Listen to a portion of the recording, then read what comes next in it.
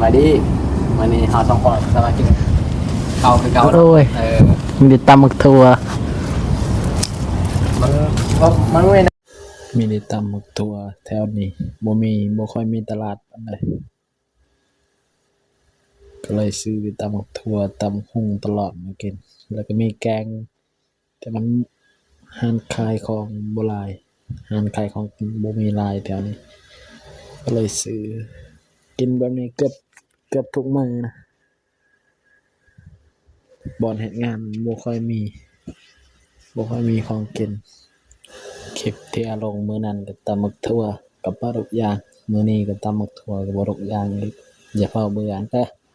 มีแต่คลิปกินเฮาบ่มีเวลาถ่ายคลิปเนาะเอา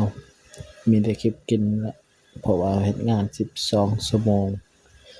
บ่ค่อยมีเวลาเฮ็ดงานกลางคืนกลางวันแล้วก็นอนก็สิไปถ่ายคลิปบ่อนอื่นแต่มันบ่ค่อยมีเวลานั่นแหละก็เลยถ่ายคลิปกินไปเรื่อยๆก่อนบัดมีเวลาเฮาเฮ็ดคลิป